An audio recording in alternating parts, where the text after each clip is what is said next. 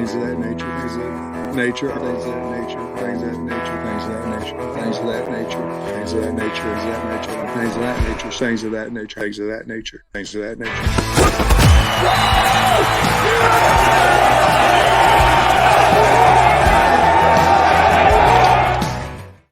All right. Well, welcome into the Pod of That Nature post-spring first practice reaction show thing that we're going to be doing here.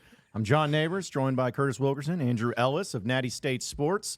And, fellas, we had spring ball actually happening in front of our faces this morning, bright and early at 8:30-ish in whatever that practice facility is called that Arkansas practices in. And it was good to be able to see the guys out there and the coaches yelling and screaming and getting fired up. I was pumped up and excited about it. Dude, they gave us the entire practice. No, literally. Like that was awesome. I mean, in the fall we get, 3 or 4 periods and you might get to film a couple of them, but we got to sit there and watch the entire thing, and they did more the first day than I thought they would. Yeah. I guess that's what happens when you get to see a whole practice, right? But dude, a lot of 7-on-7, a lot of team stuff, and they were in shorts or whatever. But I feel like I learned a lot today. So I definitely learned a lot. I mean, it's one day of practice. We're overreacting a little bit, but that's what we're supposed to do. But I thought they hit the ground running. And nowadays in college football, we think of it as practice day one. It's all instructional or whatever. These dudes have been meeting for a while. They've got the offense implemented and everything. I thought, we'll get into the details of what we saw a little bit, but I thought it was cool to see Taylon Green have seemingly complete control of the offense. So that was kind of interesting to see. But yeah, good to be out on the gridiron. Hear the pad popping a little bit. Hear the whistles blowing. Hear the curse words from various coaches. It's man. It's a fun time out there, man. I was excited to be out there, and yeah, we were out there for what seemed like 2 hours. Mm-hmm. So it was fun. I heard curse words from multiple coaches, but I don't know that I heard one from Bobby P. I don't think I did. He was kind of mellow, man. Little tame. Yeah, he looked comfortable in his own skin. Has Bobby P been neutered? They neutered him. Man, he seemed like he was chilling the first day. Yeah, he's settling in. He's getting his bearings. He knew all eyes were going to be on him, though. Well, I mean, he probably heard us, but for 2 weeks, John's been on the show. I want to hear him. I want to see him dog cussing folks. I want to see him getting in their ears. He was chilling today. But hey, maybe with the way the offense was playing today, didn't have too much to complain about. I'd be relaxed too. They didn't face too much resistance from that Arkansas defense, but no. Man, it was fun. It really was. No, it was. And just again, people, we have fun with it, but it is spring practice. So just know that. And but we have fun being able to talk about it because let's be honest, the number one thing here, and you can call it an overreaction, but this is actually something I don't think is an overreaction. No. Arkansas has their QB1. Yeah. And it is Taylon Green. And now if the rest of the quarterbacks want to stay, I know that window is going to open up for the portal. Whatever. But right now, I think you have your QB1 and guys trying to battle it out for QB2, and that's it. Taylon Green's the guy, and I don't even think it's close. I don't even think they tried to hide it. I mean, I was kind of wondering, who knows what the rep situation is going to be like. And, hey, we might go out there tomorrow, and maybe that's the day where Jacoby Criswell runs with the ones every day. Who knows? I know they do stuff like that every now and then, but, yeah, I did not see anybody other than him step in with that first team, whether it was 7-on-7, whether it was team period, whether it was fastball or just drills. He was the first guy up every time, which I thought was interesting. And, it probably makes a little bit of sense the more I think about it because Jacoby Criswell is obviously the oldest guy in the room, been on campus for a couple years now. But like we talked about recently, it's this is a brand new offense. There's no pecking order there. So it just kind of starts with whatever they want. And Bobby has this guy that he brought in, and so I think it gives you a little bit of an indication, at least who they think is going to win the job. And I don't think they'll come right out and just be like, "Hey, he's number one." But I mean, we didn't see anybody even think about lining up with that first team offense. No, man, and you're right about the offense being completely different in the pecking order. The only thing a guy like Criswell or Singleton has, that maybe Green doesn't, is the rapport that's already built with some of the guys, the receivers. So it was really nice to see, Taylon Green out there making connections with Luke Haas and Andrew Armstrong on the slant, which he might do 80 times this season. But he just looked it was just different. Him lining up versus everybody else in terms of just the command and the feel that was out there. It just seemed very evident right away. You mentioned it before we went live here, Andrew. He was just so decisive in everything he did. There was no second guessing. It was take the snap, make your read, get the ball out. and he just seemed very composed and in control. And for the first day, looked pretty good. Yeah, and like let's just be clear here. It's not like we're saying, "Hey, we're blown away with what we saw from Taylor Green." Now, not a perfect player. He had some nice throws, and I thought all the quarterbacks had some moments here today. It's not like we're coming away from the practice. He was so good at practice. That's why we're saying this. I'm just going from just like you said, a team operation standpoint, and I didn't think there was any debate about it. It didn't even look like there was any question of like who's going to go line up there. It was him every single time, and honestly, Jacoby Criswell was not lining up with the second team every time. I think we can talk about that, but. KJ Jackson, the freshman, he's a big boy. He throws a good ball, dude. Right before we walked in, I said, you know what I remembered about KJ Jackson? He's left-handed. I was like, who's this humongous guy wearing 1.5 throwing lefty? It's KJ Jackson, but he got some reps in with the twos, had some moments, really good athlete. I'm excited to watch him this spring, but yeah, not a banner day for Jacoby Criswell at the office, I would not say. And if y'all want, now we can just get right into it. The one thing we talked about that we were looking forward to is the 7-on-7 period. They said they were going to open that one up, and normally the way they say they do it 12 minutes, they went 20 minutes today. Yeah, it was a long time, man. Now, look, this is just one day. It's a small sample size, but the sample size is going to grow, so over spring we'll get to watch this. But I had Taylor Green as 9 for 11 in that period, one of those being a drop by C.J. Brown, the freshman from Bentonville, who had had some nice plays on the day. Criswell, I had him 3 for 7. I had Singleton 3 for 5, and I had K.J. Jackson 4 for 6. Austin Ledbetter, 3 for 6, QB1. I tell you. And Riker Aspo leading the team in completion percentage, 3 for 3. So Jonesboro, stand up. Your boy was cooking today. Yeah, had a couple nice ones. Man, it was fun to watch, man. Yeah, the thing about Criswell is when he just lets it eat, like he throws such a good ball. It's beautiful coming out of his hand. And even Pittman was saying that last year, and the guys too, like even compared to KJ, like he can really let it rip, but he's just so indecisive, man. And you notice that even in 7-on-7, like there are no consequences. Like you kind of want to take some chances and let your DBs try to make plays and your wide receivers try to make contested catches. But there were times where he was just like tucking it and running. Yeah. In 7-on-7. He tucked it and run in 7-on-7 twice, which is just tough. And that just tells you that, maybe he's just not seeing it well. And he's overthinking a little bit out there. Yeah. And that's something that happened last year. And obviously, first spring practice, new system, whatever. But this is a trend, I think.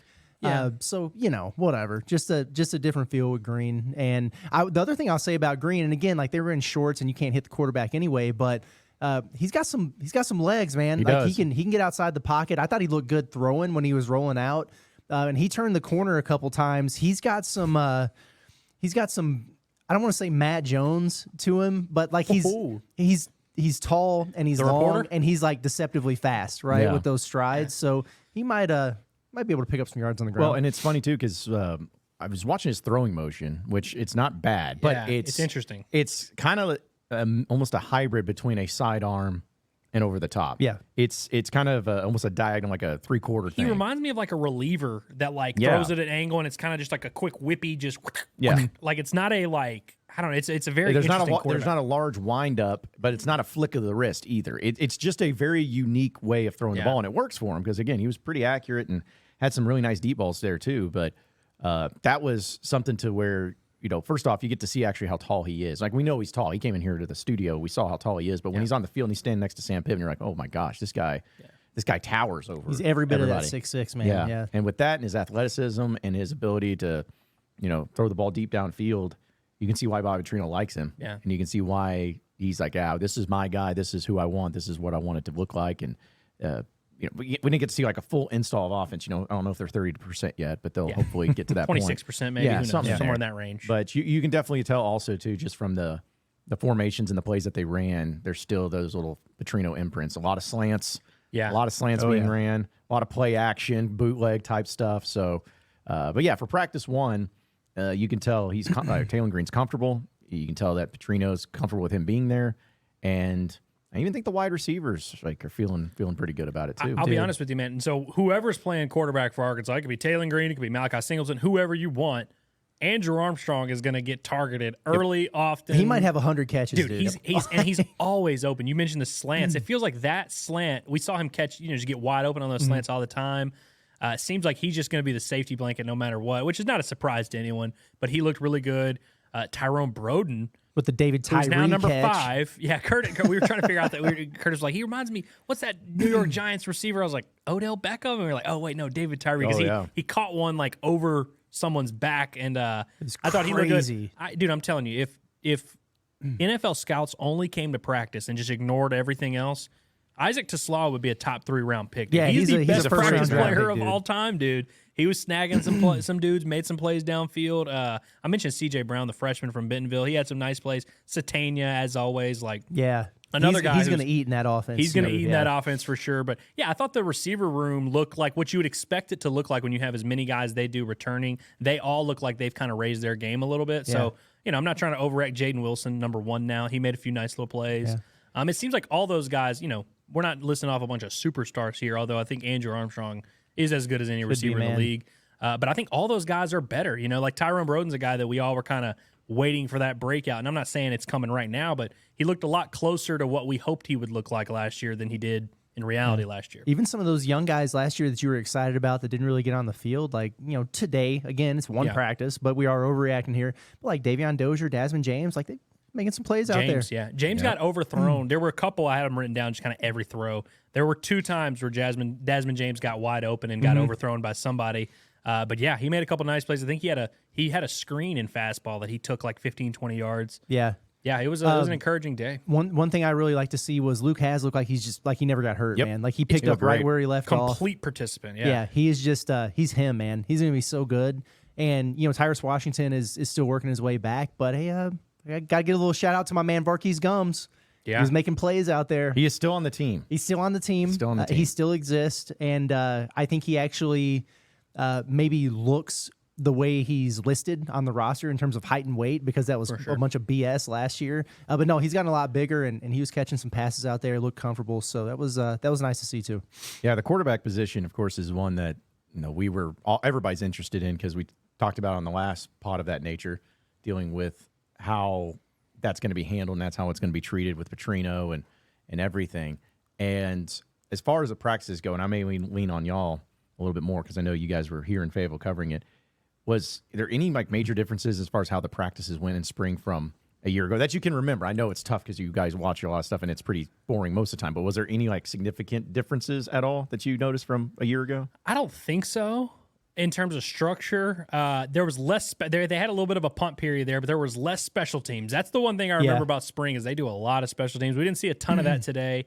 I don't think there was any noticeable differences. I feel like you could tell it was day one, though. I'll just say that. Yeah. I don't want to say that as a knock or anything, but it felt like you could tell there was a little bit of some chaos. Guys not knowing where to go. Confusion. Yeah, I feel like every position coach I would go check on, they were yelling at somebody. You saw Tykees Crawford getting yelled at a little bit. I saw some of the D linemen getting yelled at a little bit. It's just one of those things where day one, everyone's excited, everyone's a little amped up. It's also 8 o'clock, so some of these college kids are probably hungover, who knows, but it seemed like the coaches had to instruct and be a little more hands-on, and so I think we'll know a little bit more about what the practice structure will look like.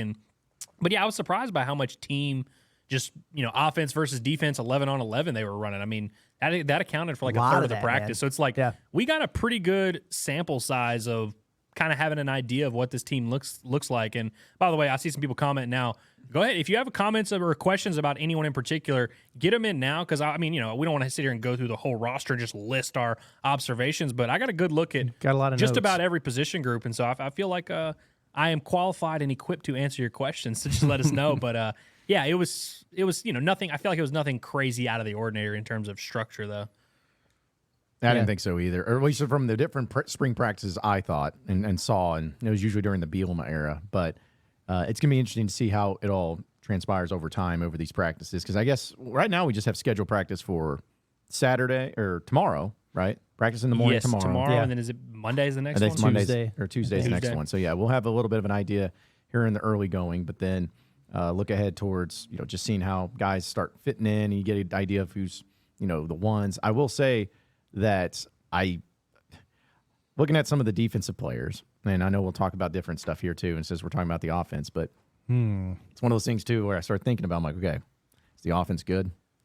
Is the offense, is it cooking? Is the wide receivers just good? Maybe. Quarterback good? Or is it like it was last year when it's like, man, this D-line is feasting? Well, we were trying to be nice and talk about the fun stuff, John. Why'd you have to bring up the other side of the ball? Just throwing it up. I got, and again, I'm going to keep saying it over and over. It's the first day, they're in shorts, whatever. But I went into it with some worries about the defense, and those are still there. That linebacker room is thin, man. It is real thin. Thin. Very thin in terms of depth and experience, and it shows out there, man. Well, and also there was now Jaden Johnson lined up with at safety during fastball, which is kind of where we pull our depth chart from. Yeah. That depth chart that you guys love to yell at us about, that's where we get it from, is fastball. Jaden Johnson was at safety there, which you expect, returning starter. He was practicing with the linebacker group a lot. Now, in position drills, it seemed like there was some intermingling of like DBs, linebackers with D-line, and so maybe a little bit of that was just by design. But Jaden Johnson, it looked like they were trying to get a look at linebacker, and I just think about it. They're going to need, whether it's him or someone else, they're going to need some help other than the guys that are just listed. But yeah, that's a portal spot for sure. I'll be honest. We talked about the D line a little bit, leading up. I think that there's some pieces that we know, like obviously Landon Jackson, good. The June Kaj kid from Albany, like he should be helping them in at least some way. Nico Davier is a guy that has had some moments here. Eric Gregory been a while, but just looking at that group, it looked a little like it just didn't look like an SEC defensive line room. It just really didn't. And I'll be honest with you. I see Vince from me wants to know about June Kaj. I was a little like, now I don't want to say underwhelmed. Just looking at him, he didn't pop to me. No. Which is, it's one day of spring practice. It's not like we got to see him play for too much. But I just remember when Trey Williams transferred in from Missouri, day one, you were like, oh, that guy's an SEC. That's a starter for you. Exactly. Same with John Ridgeway. Same with Trajan Jeffcoat last year. Like it didn't take long for those guys. You just kind of scan and you're like, oh wow. But like Anton Junkosh, he could have been John Hill for all I know. Like they look pretty similar in terms of just size and looking like an SEC linebacker. Obviously, the season is not till September, so there's time for all these guys to do whatever they got to do, transform their bodies. But that defense, man, and they were getting cooked by the offense, whether it was 7-on-7, team period, whatever.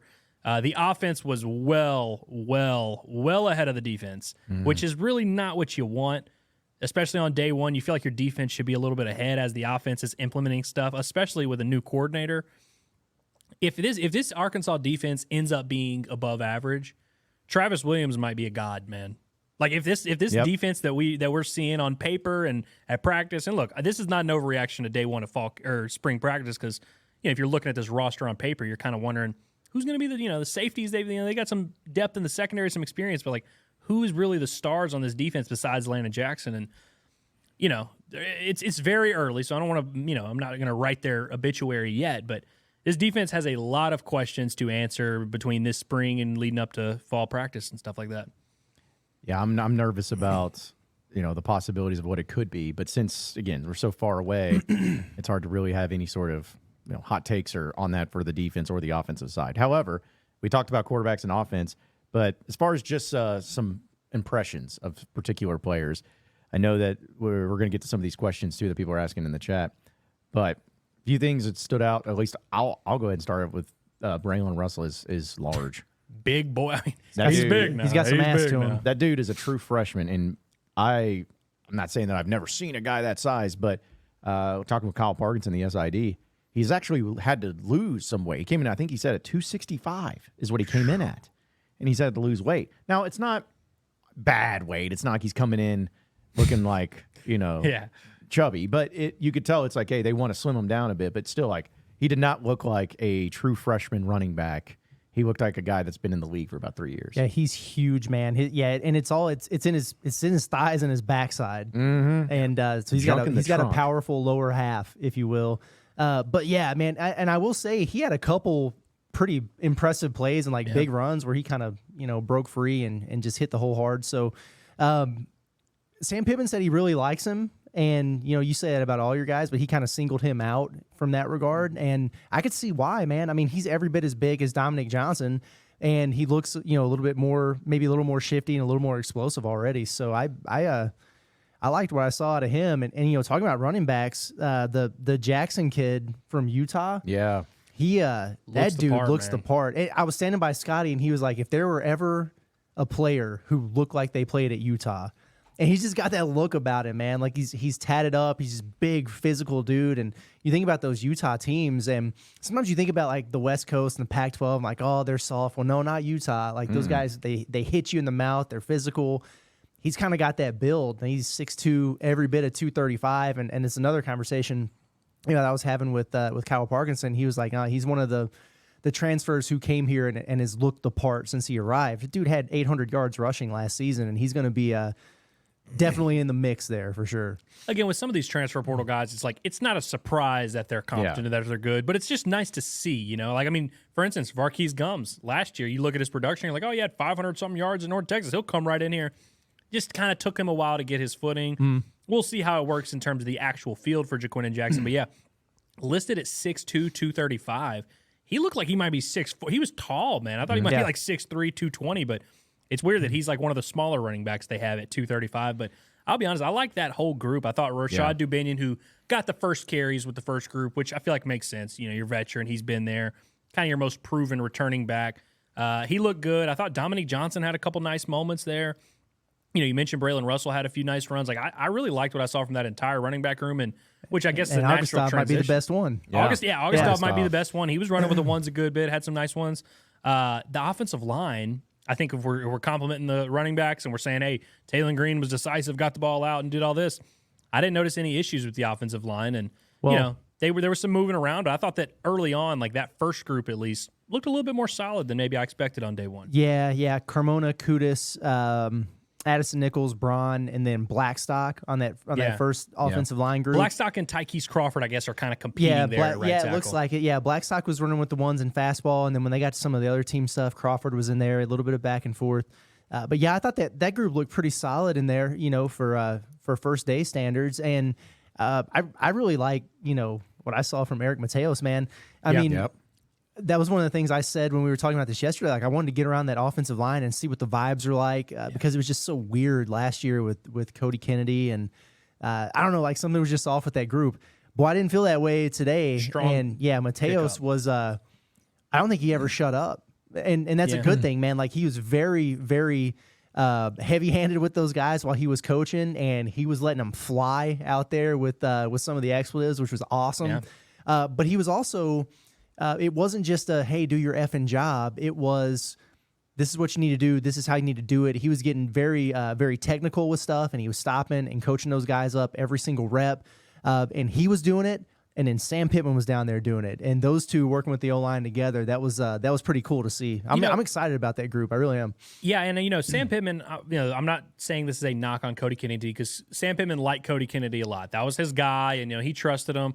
But you can tell he also really likes Mateos, and like they were there working together, and it was a nice little 1-2 of like Pittman would maybe pull a player aside or say something like that, but it was like nice to see Mateos coaching the group, and it must be a little weird there where you're coaching your position group, but you've got maybe the best O-line coach in the country looking over your shoulder your watching. Boss. So it was cool to see him getting into those dudes in front of Pittman, and you can just tell that those dudes have a good relationship. Yes. And Pittman, you know, gives him his blessing to coach him the way that Pittman knows how to coach this O-line and all that. But, yeah, I just thought that group, Carmona, by the way, who we mentioned was a all-conference center at San Jose State last year, starting at left tackle. He was one of the more vocal guys from that group. Yep. Josh Braun, who, if you want to hear more from Josh Braun, go check out the Boss Hogs podcast. Definitely vocal, definitely a well-spoken guy. But Carmona was the guy early in practice giving them the juice and saying some expletives himself of kind of, hey, let's get this thing going. Let's get it going, man. Let's have some energy. And so I like him a lot, man. It was cool. And, you know, like you said, Curtis, the vibes with the O-line were so bad last year. It seemed like everyone on that position group,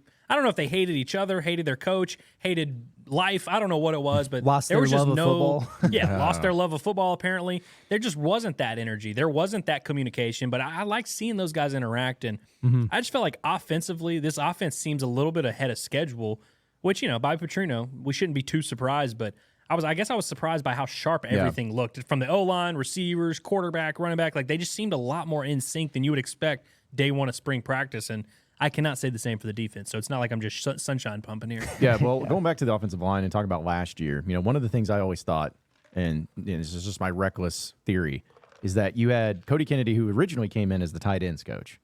You remember, because it was Brad Davis, was that his name? The LSU, who ended up going to LSU. And I think the entire plan that Sam Pittman, hey, really like Cody Kennedy, he's coming as a tight ends coach and then learn behind Brad Davis until you're ready to go and then insert you. And then I think when Brad Davis left, Sam Pittman maybe made the mistake of like promoting him way too before he was ready. And, you know, that can really kill a lot of the things that you got going on where, you know, you're throwing him in there and then there's a disconnect and then there's issues. It's like, I think that Cody Kennedy could end up being a really good offensive line coach. But I think that just the timing of him being put into that spot and into that position was just not fair to him. And that's where with Mateos, I think it's going to work out so much better, not only just because it's someone different, but also he at least has been a legitimate offensive line coach in high-level college football coming from Baylor. And so, and learning from Sam Pittman in previous years. So, and he coached Arkansas in that Liberty Bowl when Alex Collins ran for 200. So, I mean, if that alone should give you that the experience goosebumps. really launched him. But also, you heard it here from John Nabors first. Mississippi State's going to have a great O-line. Cody Kennedy got his reps. Now he's ready to be Eventually. a big-time coach. Yeah, yeah. It's like One day. That was about like you last night when you were like, oh, you heard it here first. Curtis Wilkerson says Caleb Battle's coming back. Yep. Now he's tweeting. He's subtweeting me. First reported by Curtis Wilkerson via text message. yeah. But that's what that's why I like the offense and offensive line. I think I agree with you guys on everything too on that. Few comments real quick though, because I know we got a lot of people in the chat. This comes from Jaron. He's like, any chance Satania gets more targets this year? I think Yes. absolutely. Yeah, I think no he question. absolutely should. One, because he didn't have a ton of targets last year. And look, I don't know where he ranks in the pecking order, whether it's 2, 3, 4 in that receiver room, but I think all those guys are going to get targeted a good bit. I just think I really liked what I saw from him. I think he's maybe the X factor in that room. I want him to be the Jarius man. Wright, man, like the slot receiver. I want him to be that. I mean, hey, it's not a horrible comp there. I mean, he's so smooth, dude. He's such a smooth athlete, and just seems like getting in and out of his breaks, like seems like getting open is just very easy to him and Andrew Armstrong. Well, we were wondering why he wasn't getting on the field and getting more snaps last year, and Sam Pittman told us that he was having trouble with drops. I did not see him drop a pass today, and we were there for the whole practice. I just want to throw that out there. I only saw one drop with my own 2 eyes, and it was Davion Dozier. Yeah. But no, Satania looked good, man. He's just one of those guys who, he's so fast and so explosive, but there are obviously things that he can refine. And Petrino's so particular about like just being perfect in your route running. So if he adds that with his speed, like that dude's gonna be open all the time. And all I mean, the look, time. to answer your question though, like, yeah, he should get, but I also projected him to be one of their top receivers last year. I thought he was going to be that's like fair. a big thing. So who knows? I mean, we never really know. Sometimes this coaching staff, they don't like to play the better players for whatever reason. That's not up to, it just happens. Sometimes you have Nudie McGlothern and he's just not one of your top 2 corners. I don't know. Sometimes you have Isaiah Satania and you don't give him the ball, but we'll see. I think he's going to be more than just a gadget player this year, though, if I had to guess. Also, Trent says, I know we alluded to it a little bit, but how's the D-line and linebackers look? Like Bad. The linebackers Yeah. are sus, man. Dude, okay, right now. they do a drill called inside run, which is exactly what it sounds like. It's inside run. They just have the linemen, the quarterbacks, the running backs, the linebackers, and they just run right up the middle. And the offense was winning the drill substantially, which just should not happen. No. There's no it's no weird stuff. We're running the ball right up the middle. We're working on our schemes, working on whatever, and like they were racking off big runs in that drill. I am very, very concerned about Arkansas's physicality in the front seven. I think it just does not look like what you want your front seven to look like if you're about to go play in the SEC.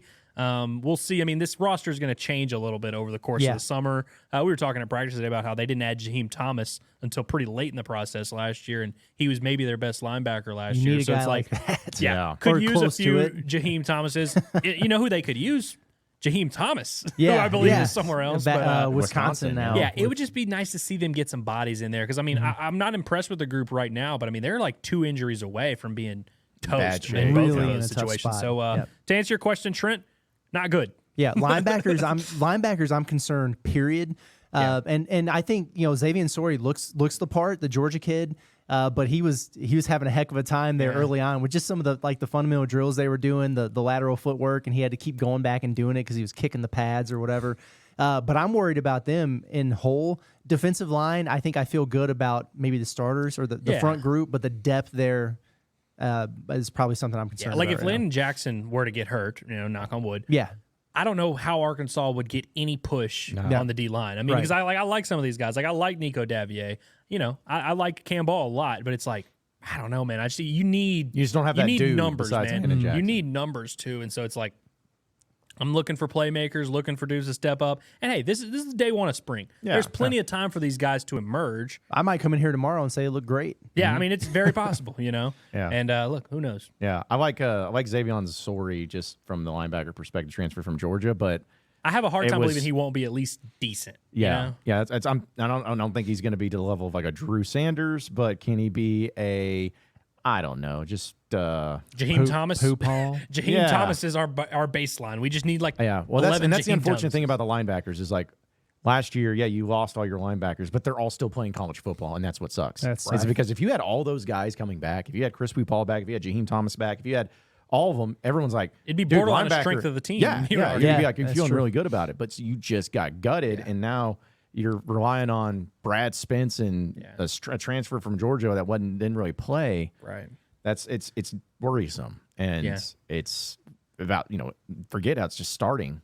The depth, Right. you're going to get guys hurt. They're going to get banged up. The good thing all the about linebacker is like you don't have to have quite as many. Like D-line, you really do need like 10 dudes. Linebacker, if they can just get like 4 guys that I am confident are competent SEC football players, that would be a huge win to me. I think we're looking at like maybe 2 right now, and that would be Sori and Spence. And Sori, who we had some growing pains today, and Brad Spence, I like a lot. I really do like him a lot, but he's barely played. He's entering his second year of college football. They have a couple young guys who aren't on campus yet in that linebacker room. One of the guys is a highly rated recruit that they got in late. And it could always be like the baptism by fire thing, like they did with Bumper Pool. Yeah. When he came out, nobody was expecting him to be in there right away. They had an injury. You throw him in there, and then he becomes great. And he had his ups and downs, obviously, as a freshman, but he was effective and he helped. And it might be a situation where they need a guy to pull that off, or maybe it's a redshirt freshman or what, like an Alex Sanford or something, or your boy Dean or whatever. I don't know. But it just sucks because at least Bumper Pool had 1 year of Dre Greenlaw to look up to. And I think Scooter Harris might have been there. You just wish you had that hierarchy of like a returning guy. Like, for instance, Pooh Paul is really the guy who like is the biggest one that's like missing, where it's like if this team had Pooh Paul, I would feel not completely differently about the whole team, but just on that defense, knowing a guy that's like a vocal leader, especially for that room to kind of guide some of these dudes along. They just don't have a guy like that up in the front 7, other than Landon Jackson, who is a stud. He's an NFL player, all SEC dude, and a leader for them, like for sure. But he just you need more than that. Yeah, I even look back also where you mentioned some of those linebackers. Arkansas hasn't been. It felt like for a while there, maybe like in the Houston Nutt era, especially, you always had pretty high quality linebackers, at least quite a few. But then it seems like every single year since then, you've really only had like a 1, maybe a 2, where you had Dre Greenlaw, you had a Martrell Spate, then you had, a guy like Scuda. Yeah, you had these players that were just dudes, but you also only had 1 of them. And then if you had 2 of them, I mean, for crying out loud, this is nothing against them. In 2021, Arkansas's best season they've had in 10 years. I mean, their 3 linebackers were Grant Morgan, Bumper Pool, and Hayden Henry. Like 2 of those guys are walk on. So it's they all work at Banks in Fayetteville right now. But it's true. But shout out to Tyler Smith. Yeah, hey, listen, he knows it. But it's like that's the thing. Is like you want your linebacker room to look good, but it just feels like Arkansas. It's kind of like almost having a great starting rotation in pitching, like in a weekend. It's like it's so tough at Arkansas for whatever reason to get 3 of them that are really good at linebacker, but. I do want to clarify. 1 or 2. We should go ahead and just throw out the disclaimer. I feel like I gloss over Brad Spence a little bit because I do like him a lot. No, I think he's a guy that's really going to help him. So maybe that's your X factors. Maybe this kid is just special, and so maybe if he emerges into being like that spark plug who's going to get 100 tackles and who's going to be like an every down, like don't have to worry about him type of dude, maybe it makes us feel a little bit different. But it's just like it's tough to go into an offseason expecting this 19-year-old to carry your room. Yeah, ideally he would be your rotational guy this like year. Pooh Paul was as a redshirt freshman, where he got to kind of ease his way in while Bumper Pool was getting hurt. That's a great point. And so that's where, I think you're going to have 2 like quality or at least good enough linebackers. But the problem is after that, you just don't know, and it's all over. Keep the those place. boys in bubble wrap for the next 6 months. Yes, do whichever you need to do. Let's see. Chase says, I just want to see Bob yell at somebody. Well, he didn't really do that today. That today. Yelling today, but I think. He got on the guys a little bit in. about getting in the huddle. Yeah. Well, and also he saw there was 50 media members out there today. He was like, "Let me be on my best behavior. They're all waiting for me to yell. Let me just wait till day 3." He was chilling, and he was talking a lot. Like he was interacting with the players. He's talking to quarterbacks before every play and after every rep and all that. But he wasn't super animated. John, you were around them a little bit more. Like I every time I would try to, like, when a quarterback would come off from whether it was team or 7-on-7 or whatever, when they would come off the field, I'd always just like watch to see how Bobby interacted with them, and like just seeing him talk to those guys, it's so cool. And just kind of letting your imagination run, and you're like, what's he saying to Austin Ledbetter right now? What's he saying? Well, but I think you could already tell right away. And like, I know we're being a little dramatic with this Taylon Green stuff, but you can tell he and Taylon have some type of rapport where it's like they don't even have to say a ton, but that communication's there. I like the way that he was interacting with his guys. It was pretty cool. Yeah, and another thing that stood out to me about that, just from a body language standpoint, is a lot of times, a coach will be talking to a player, getting on them or whatever, and they've got their head down or they're kind of walking away.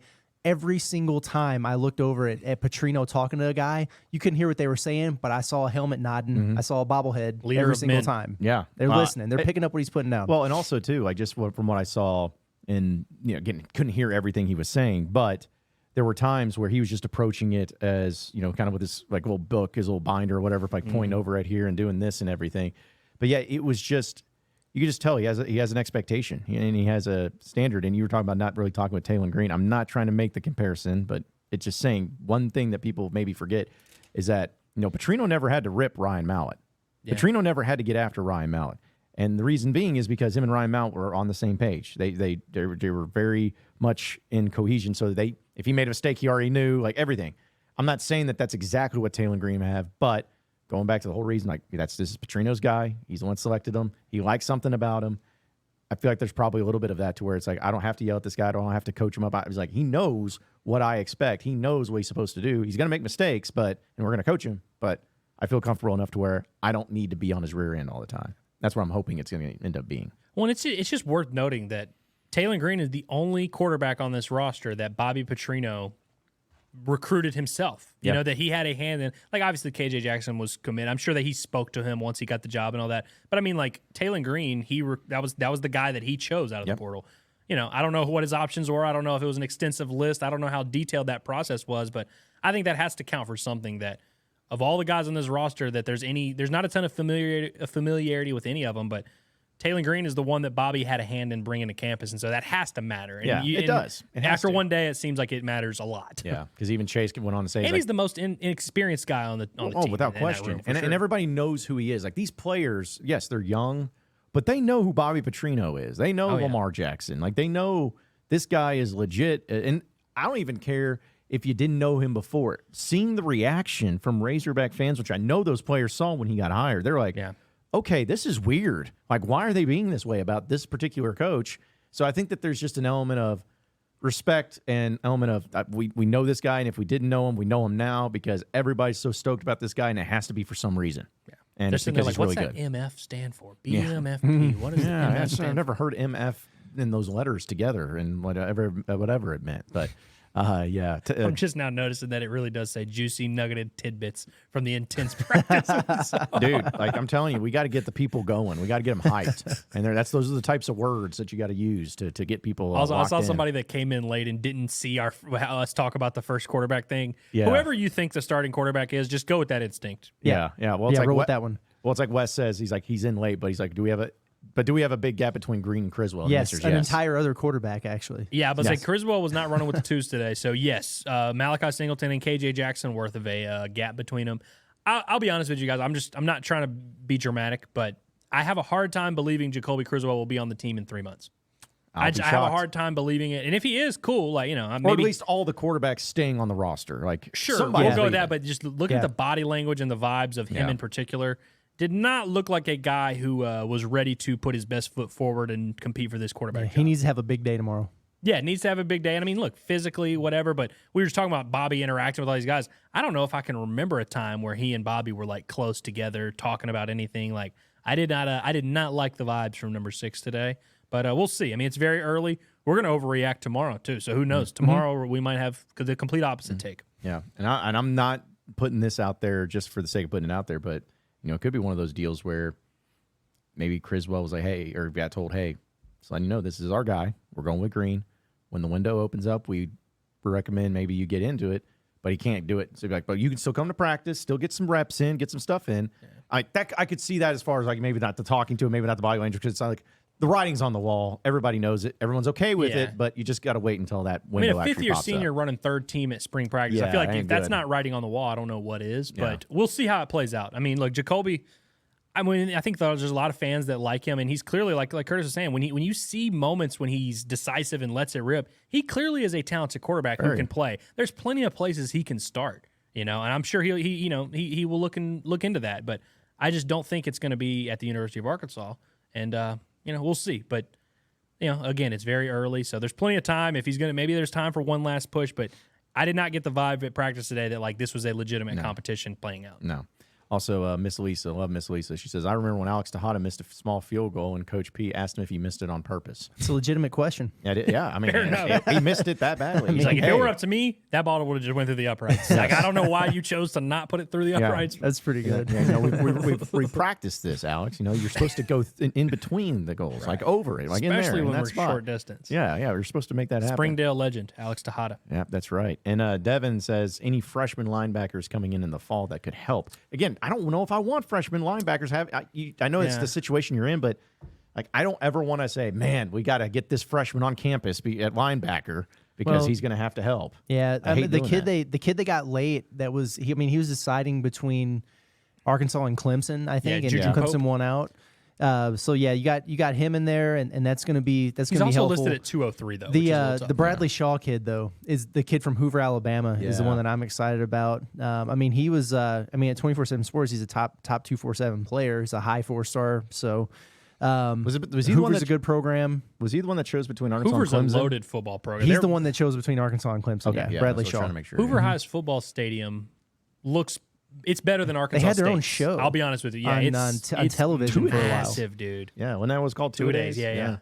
Yeah, because He's 5'11", but that's what I'm saying. It's like but Juju Pope's another one where if so. Juju Pope shows up and he's just a stud, maybe, but he's listed at 6 foot 203, and so it's like that's in linebackers are never guys that when you're recruiting them, you're like, hey, they'll help us right away. You kind of want them and D linemen to season for a little bit. Listen, Sam Olajubutu was 5'9". Okay, and he was an all SEC. Sam Olajubutu ain't walking through that door. Yeah, it'd be nice if he was though. Jerry Franklin ain't walking through that Jerry door. Franklin, yeah, get him the and SEC career tackles leader or whatever the hell he was. Yeah, get him and Anthony Leon and Jericho Nelson. Just get all of them, those types of players. Because what about Rudell Krim? Can we bulk him up and make him a linebacker? What's he doing nowadays? Dude, yeah, I bet he is. He coaches a lot, so he could probably come in there. Yeah. Caleb also asked, did Satania redshirt last year? I don't think he did. He redshirted as a true freshman because he was banged up a lot. But no, he played last year. He was the punt returner. He had some moments last year. As Sam said it the other day, you saw more of in punt return. You saw what kind of athlete he is. They haven't gotten it to translate to offense yet. I think it's only a matter of time. I don't think he's one of those like punt return gadget dudes that is never going to actually be a receiver. Yeah. I think he's a much better receiver than this coaching staff gives him credit for. No, I agree. Also, Sharkensaw says, in the brief clips I saw posted, Taylor looked like he was the guy and seemed pretty confident. Not just be a size, but he kind of has that look about him. He absolutely has that look about him. Yeah. It was a feel. More like Andrew said early on, like we're not sitting here saying that he was just out there looking electric, like he's Jalen Hurts or something out there. I mean he made some mistakes and he missed on some throws just like anybody else. But yeah, you could just tell it was just different. It's different. Yeah, it's and absolutely so different. I think had that look about him is a pretty good way to sum it up. Also, if you want to see more clips. Yeah, we do have that full video up on the Natty State Sports YouTube page. Check that we out. also tweeted that out. It's on Facebook too. Mm-hmm. Yeah, really good. We got about 15 minutes worth of practice footage. Got them boys in 4K. Some good stuff. Yeah. And you, Chase, I know you love you some Bobby. We got plenty of Bobby Petrino video of him just doing things, just pointing, talking, moving a guy over here. Like, we got a lot of good Petrino stuff. But Chase also says, is the running back room too heavy? Now, I think this is an interesting question because, last year about Rocket Sanders, everyone was talking about his size. Turned out to be too heavy. Yeah, he's too heavy on his feet, apparently. But also, you think about this year, we mentioned Braylon Russell coming as a true freshman. Yeah. We already mentioned about, of course, I always forgot the Utah transfer.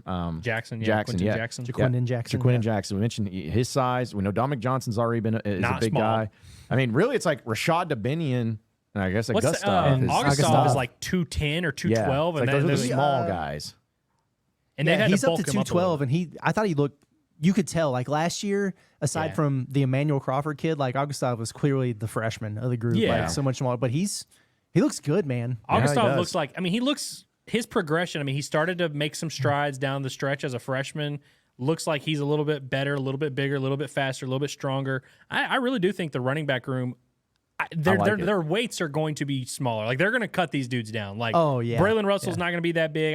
Dominique Johnson's probably not even going to be that big. Russell will be like 235 by fall. But the Jackson kid, his 235 is a good 235. Yes, it is. He looks awesome, and so he looks the part. I don't think overall, and I think the top three running backs could very well end up being Dubinion, Augustov, and Jackson. and Jackson's the biggest of that group at 235. So I don't think the main backs are too heavy. Yeah. And I don't think their weights are going to be that big. But and I hate to keep comparing it always to the old Petrino teams, but again, like you'll forget, like Roger Green was a big running back. boy. Ronnie Wingo was like 6'2", 6'3". Petrino loves having his 2 through 4 backs being extremely big. But then if you Thick think, poppies. but then if you think about Niall Davis was he was like like 230, man. 5'9", 5'10", but he was 230. Dennis Johnson, it's like a Johnson's bowling big, ball. boy. So it's just.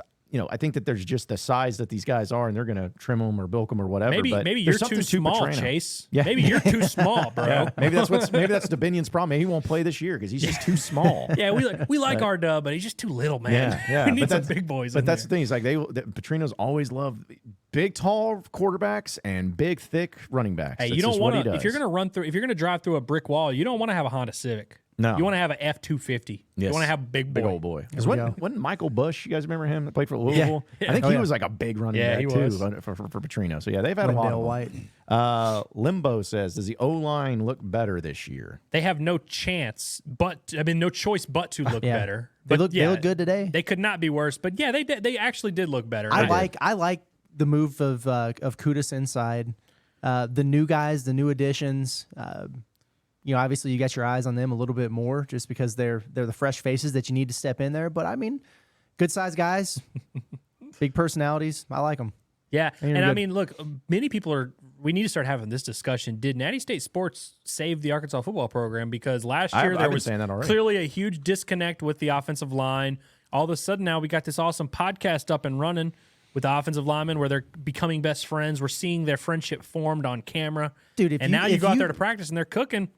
Seems Yeah. like the vibes are restored. You're welcome, Razorback fan base. But honestly, if you're wondering about this offensive line and just the camaraderie, the vibes, everything like that, listen to the Boss Hog podcast, Yeah, man. No, it is. seriously. Seriously, really like it's really, really good stuff. And you get to know these guys on a different level. And it's just, I don't know. It's just refreshing for all the reasons you've already mentioned about how weird it was last year. I like if we would have brought, 3 offensive linemen in this room last year and had them riff, like it probably would have lasted like 12 minutes. And then Bo been Limmer done, would have you just know? been over there eating nails, trying wanting Right. to go hit the weight room. He wouldn't have had anything to say. Yeah, squatting the building over here. Yeah. So But I will say, I think the key with the offensive line room. So Addison Nichols was starting it. He was with the first team at center, and he's the transfer from Tennessee who has played a little bit, kind of like Braun last year. Was like a SEC experience, but hadn't been like a full-time starter.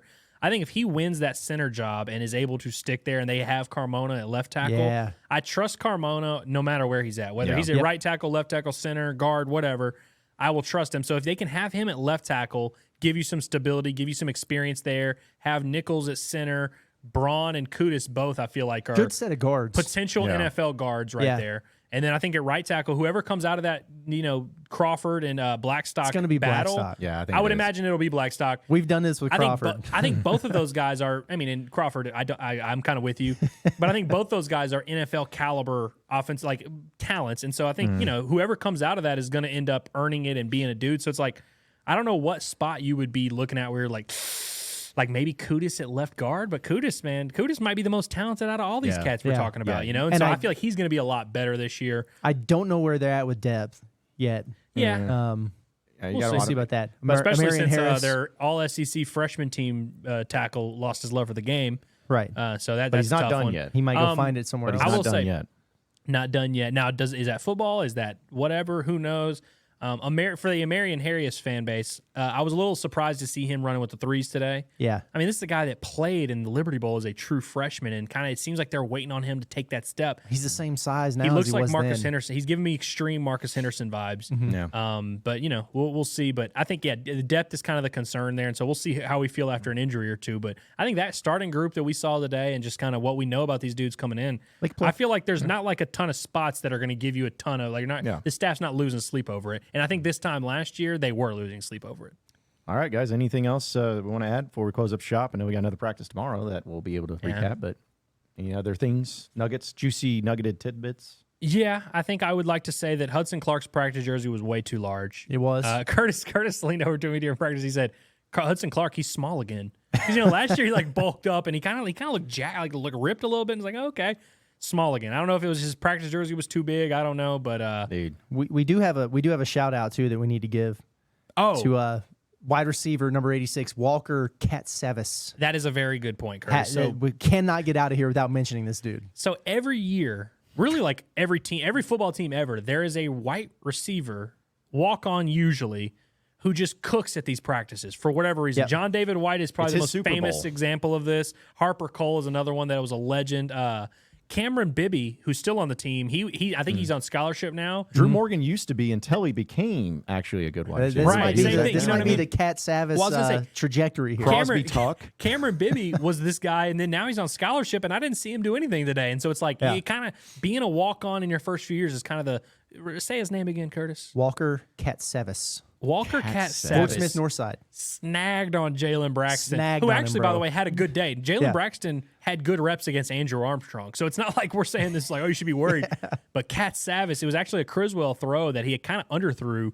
Katsavis just makes an adjustment and just back shoulders it. And I was like, man, who is this Few kid? grabs, man. Yeah. John dropped a Lucas Miller comp for him. Yeah, dude. Like we're going back to the days of Greenwood High School, and Lucas Miller kept catching that pass from Darren McFadden against Auburn, and doing the "you can't see me" type of love that. celebration. So, But yeah, he's our guy. So if Yeah. you see these practice videos, and they didn't let us film 7-on-7 today, but if they let us film 7-on-7, you'll probably be like, who is this number 86 shrimp white guy who's just cooking these guys? He's cooking the Snacks, cooking everyone.